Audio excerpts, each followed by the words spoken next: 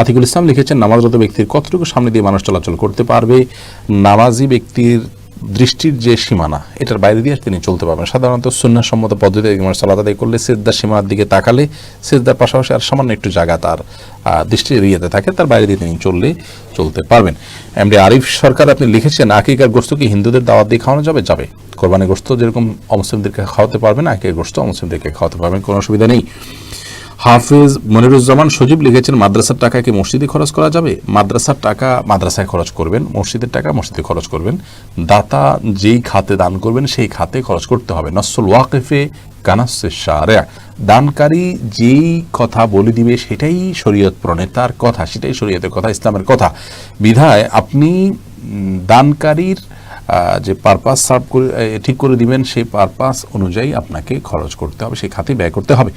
মাদ্রাসাটা মাদ্রাসা, মসজিদে। হ্যাঁ, মসজিদেরটা দান করেছেন, কথার কথা মসজিদের কাজ শেষ, কথার কথা নির্মাণের জন্য ইট দিয়েছেন, নির্মাণের সকল কাজ সম্পন্ন হয়ে গেছে। এখন অতিরিক্ত থাকলে সেটা আরেকটা মসজিদ দিয়ে দিবেন অথবা একটা মাদ্রাসা দিয়ে দিবেন, যেহেতু ওইটা অতিরিক্ত রয়েছে। কিন্তু আপনি মসজিদের কথা বলে টাকা নিয়েছেন বা পেয়েছেন, সেটা মাদ্রাসা বা মাদ্রাসার কথা বলে টাকা নিয়েছেন, সেটা মসজিদে দেওয়া জায়েজ হবে না সাধারণ অবস্থাতে।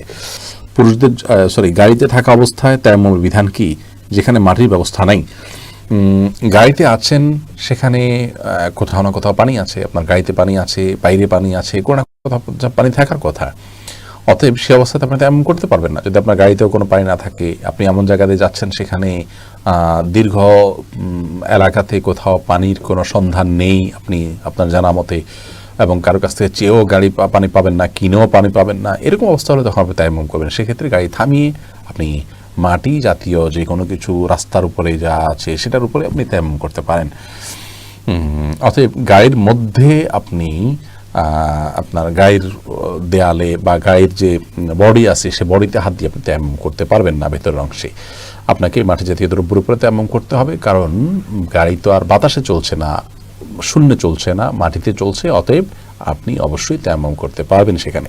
শরীফুল ইসলাম লিখেছেন, আমি জাহাজে চাকরি করি, জাহাজ অফিস ঘাটে থাকে এবং কাজের জন্য নদী সাগরে যেতে হয়। জাহাজে থাকা খাওয়ার ব্যবস্থা আছে, নামাজ কসর পড়তে হবে নাকি পুরো নামাজ আদায় করতে হবে?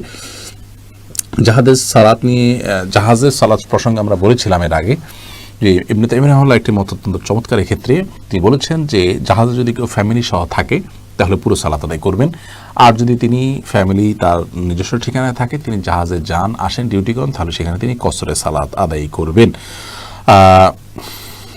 আপনার জাহাজ যদি অফিস ঘাটে থাকে অথবা নদীর তীরে থাকে, তাহলে সেখানে যদি আপনার থাকার ঠিকানা থাকে আলাদা করে, যে কক্ষ আছে, আপনার থাকার রুম আছে, আপনি নিয়মিত জাহাজে ডিউটি শেষে সেখানে এসে থাকেন, তাহলে তো সেখানে আপনি পুরো সালাত আদায় করবেন। আর যদি এরকম না হয় তাহলে সেক্ষেত্রে ওইটাও আপনার সফরের মধ্যে গণ্য হবে।